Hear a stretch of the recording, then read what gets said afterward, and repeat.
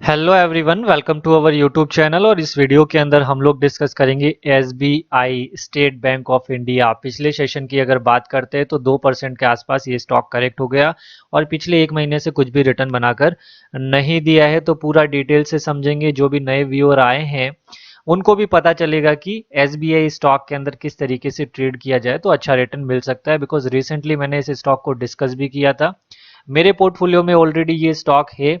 किस प्राइस पर है वो भी बताऊंगा मैं आप लोगों को। तो पूरा डिटेल से डिस्कस करने वाले हैं। वीडियो को एंड तक जरूर देखिएगा। ये वीडियो मैं आप लोगों के नॉलेज पर्पस के लिए बना रहा हूं, तो कोई भी डिसीजन लेने से पहले अपने फाइनेंशियल एडवाइजर से सलाह जरूर लीजिए।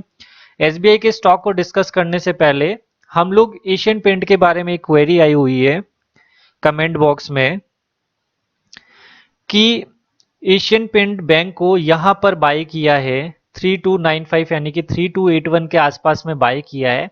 और उनका ये क्वेश्चन था कि अभी इस स्टॉक में एवरेज करना चाहिए या नहीं करना चाहिए। तो सबसे पहले अगर आपने किसी स्टॉक को, लार्ज कैप स्टॉक को बाय किया है, तो वो स्टॉक जब तक 5% से ऊपर नीचे ना गिरे ना, तब तक एवरेज करने का सोचना भी नहीं है। और उनका क्वेरी था कि ये स्टॉक वापस से ऊपर जाएगा या नहीं जाएगा और कितने टाइम में जाएगा। देखिए, टाइम आपको कोई भी एग्जैक्ट नहीं बता सकता। अगर हमें पता होता कि इतने टाइम में इतना रिटर्न बनाकर दे देगा तो हम सारा पैसा एक ही स्टॉक में लगा देते। टाइम कभी भी हमें पता नहीं होता, लेकिन एक आइडिया लगा सकते हैं, अजम्पशन लगा सकते हैं, एक प्रोबेबिलिटी हम लोग देख सकते हैं कि कितने टाइम में ये स्टॉक वो टारगेट अचीव कर लेता है। अब आपके कॉन्फिडेंस के लिए सबसे पहले मैं आप लोगों को बताता हूं। सबसे पहले आप देखिएगा, ये मैंने वीकली चार्ट पर लगा कर रखा है। और मेरा हमेशा स्टॉक को बताने का जो मेन मोटिव रहता है वो ये रहता है कि आप लोग भी सीखें। बिकॉज मैं यहाँ पर टिप्स नहीं देता हूँ, आप लोग सीखें। कैसे सीखें देखिए, ये भी बता देता हूँ। ये ग्रीन कलर का जो मूविंग एवरेज है वो 20 का है। कितने का है? 20 का। और जो रेड कलर का मूविंग एवरेज है वो है 50 का। और जो ब्लैक कलर का मूविंग एवरेज है वो 100 का है। और सारे के सारे सिंपल मूविंग एवरेज है। तो कुछ भी छुपाना नहीं है। अब ये क्या कर सकते हैं, आप भी जिस भी डीमेट अकाउंट या ब्रोकर में आप लोगों का अकाउंट है, तो आप लोग वहां पर चार्ट पर जाइएगा और ये वाले एवरेज लगाइएगा। ठीक है। अब मैं आपको बताता हूं। देखिए, जब जब ये रेड कलर लाइन के आसपास आता है ना, बाउंस बैक होता है। ठीक है। कहाँ होता है? बाउंस बैक होता है। और सबसे बड़ी बात, जहां से गिरता है ना उसको वापस अचीव भी कर लेता है। देखो, यहां से गिरा, अचीव किया। यहां से गिरा तो भी अचीव किया। और यहां से गिरा था तो भी इसको अचीव किया था। और यहां से आप लोग देखें, यहां से गिरा था तो भी अचीव किया था। तो यहां पर क्या दिक्कत आ रही है? यहां से गिरा है तो यहां भी टारगेट अचीव हो जाएगा। और ये टारगेट कितना है? आपकी प्राइस थी 3289 मान लेता हूं मैं। और यहां से भी आपकी बाइंग प्राइस से भी स्टॉक जो है 6 से 7% रिटर्न देने की कैपेसिटी रखता है। तो पैनिक तो बिल्कुल भी नहीं होना है, बिजनेस अच्छा है। ठीक है। ये हो गया। उसके बाद यहां पर सपोर्ट ले सकता है। अब रेड कलर की लाइन के नीचे मैं आपको बताता हूं कितना कितना परसेंट नीचे करेक्ट हुआ। एक बार हुआ ऑलमोस्ट 11% का।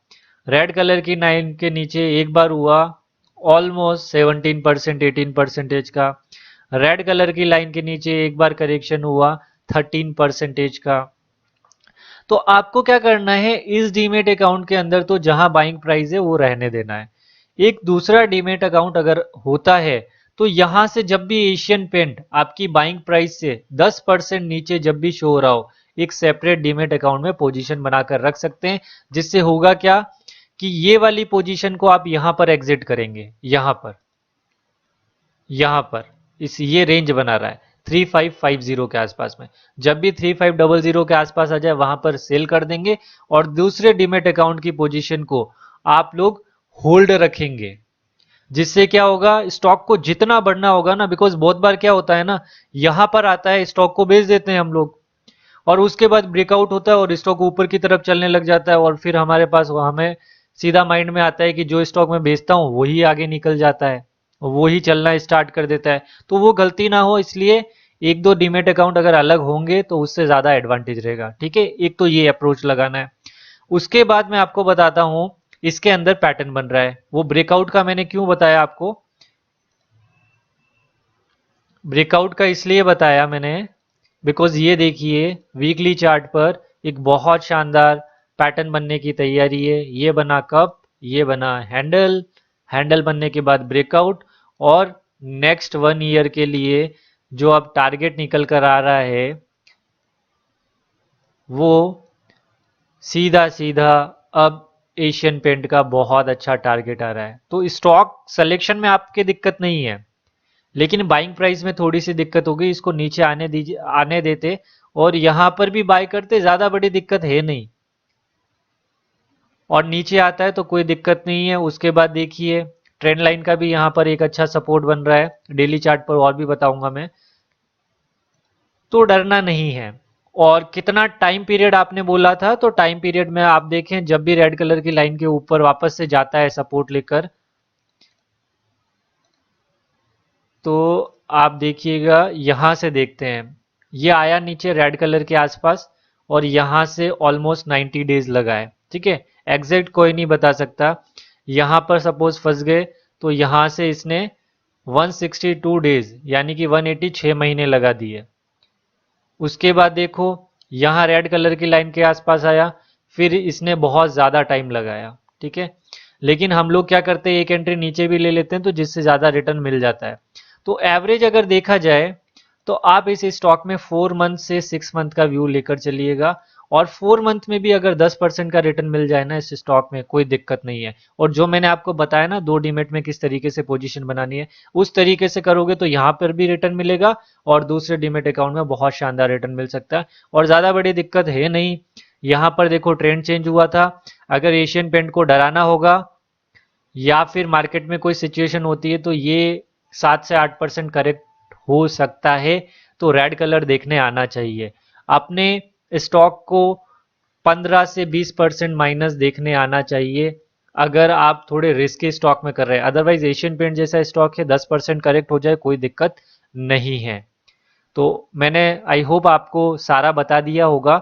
अब डिस्कस करेंगे एसबीआई के स्टॉक को। एसबीआई के स्टॉक की बात करते हैं तो 576.20 की प्राइस पर चल रहा है। 1 मंथ में देखो आप 3.53% डाउन है।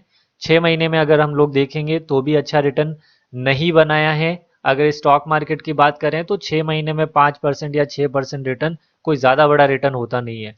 ईयर टिल डेट में देखते हैं तो जनवरी से अभी तक इस स्टॉक में अगर देखें 6% के आसपास करेक्शन हो चुका है, कोई रिटर्न ही नहीं मिला एसबीआई के अंदर। और 1 ईयर की बात करते हैं तो 1 ईयर में भी 9% का रिटर्न है। जबकि हम इसके फंडामेंटल पर चलते हैं और फंडामेंटल अगर ढंग से देखें हम इसके, तो आप लोग देखिएगा तो आप लोग देखें इसका मार्केट कैप देखिए 5 लाख करोड़ से ऊपर का है। करंट प्राइस 576, 52 वीक हाई कितना बनाया 630 और 52 वीक लो बनाया 500 करोड़। ठीक है, 500 का लेवल। और डिविडेंड अच्छा देता है, फेस वैल्यू 1 की कंपनी है। आरओसी इस कंपनी का इतना अच्छा नहीं है, आरओई इस कंपनी का है 16.8%। तो अब यहां पर एक चीज को आप लोग नोट डाउन कीजिएगा, लर्निंग पॉइंट है। हमेशा बैंकिंग और एनबीएफसी सेक्टर में अगर आप किसी कंपनी का एनालिसिस कर रहे हैं तो आरओई देखना चाहिए आपको। ठीक है, आरओसी पर ज्यादा नजर नहीं डालनी चाहिए। डेब्ट टू इक्विटी रेशियो हमेशा 1 से ज्यादा मिलेगा बिकॉज इनका काम ही है लोन देना, इंटरेस्ट लेना, इंटरेस्ट का काम है इनका। उसके बाद क्वार्टरली प्रॉफिट देखते हैं। देखो पिछले क्वार्टर से सेल्स बढ़ा है, प्रॉफिट बढ़ा है पिछले क्वार्टर से। देखो उसके बाद जून 2022 से कंपेयर करूं तो यहां से प्रॉफिट बढ़ गया है, तो कोई दिक्कत ही नहीं है। तो कोई दिक्कत नहीं है, क्वार्टरली ट्रेंड में इतना अच्छा पॉजिटिव मोमेंटम है और स्टॉक में हमें रिटर्न नहीं मिल रहा है, तो अपॉर्चुनिटी आ चुकी है हमारे लिए। फिर ईयर वाइज देखते हैं, कंपनी का 2012 में प्रॉफिट देखिए और अभी प्रॉफिट देखिए, ये वाला देखिए आप 57,000 करोड़ का हाईएस्ट प्रॉफिट। तो इस कंपनी में जब भी करेक्शन होगा रिजर्व्स देखिए बढ़ा लिया है, कोई दिक्कत नहीं है। CWIP भी अच्छा है। फिर प्रमोटर होल्डिंग देख लेते हैं जल्दी से ताकि वीडियो लंबा ना हो जाए। ओवरऑल सारा ही कुछ अच्छा है, ठीक है ना, कोई दिक्कत नहीं है। पब्लिक की होल्डिंग भी कम है, जो पॉजिटिव साइन है। अब मैं आपको सीधा चार्ट पर ले चलता हूँ और लेवल्स को डिस्कस करेंगे, जिससे लेवल्स भी जल्दी जल्दी डिस्कस कर लेते हैं। एसबीआई का स्टॉक हमने, ये रहा एसबीआई का स्टॉक। जब वीकली चार्ट पर करता हूं, देखिए मूविंग एवरेज स्ट्रेटेजी कितने अच्छे तरीके से काम करती है, आप लोग देखें। स्टॉक एक बार ऊपर निकला ना इस ब्लैक कलर की लाइन के, देखो इस ग्रीन कलर को कितना मस्त रेस्पेक्ट किया, फिर रेड कलर पे आता है, कोई दिक्कत नहीं है, ये वापस गया, ठीक है, आया नीचे वापस गया, आया नीचे, थोड़ा सा नीचे आया वापस गया, आया नीचे वापस ऊपर जाने की तैयारी थी, अब रेड कलर की लाइन पर आ गया है, तो हमारा बाइंग एंट्री बनता है। कहां पर बनता है? 576 से 575 पर एंट्री कर सकते हैं। अब इसमें एक इंपॉर्टेंट लेवल है जो आप लोगों को ध्यान रखना है बीच में, जो कि यहां पर ट्रेंड चेंज हुआ था। देखो यहां पर ये जो लेवल है ना, ये वाला, ये बहुत शानदार लेवल है, 548, यानी कि 550 रुपए का लेवल, ठीक है, 550 रुपए और 500। तो इस स्टॉक में आपको 10% का करेक्शन पॉसिबल है। तो ये नीचे गया, ऊपर गया, इसके अंदर भी कप एंड हैंडल पैटर्न बन रहा है। तो पहला टारगेट क्या हुआ आप लोगों का? करंट प्राइस से सीधा सीधा 620 के आसपास में, जो कि 7 से 8% का टारगेट बनता है। दूसरा टारगेट कप एंड हैंडल बन रहा है, अगर ब्रेकआउट होता है तो कितना टारगेट पॉसिबल है वो हम लोग देख लेते हैं। तो वहां पर जब आप देखेंगे तो ये टारगेट अब निकल कर आ रहा है 720 रुपए के आसपास में, और करंट प्राइस से अगर देखते हैं तो 26% का। तो नेक्स्ट 6 मंथ के लिए एसबीआई का स्टॉक बहुत अच्छा होने वाला है, अच्छा रिटर्न बनाकर दे सकता है। आई होप आप लोगों को ये वीडियो अच्छा लगा होगा। Thank you for watching this video.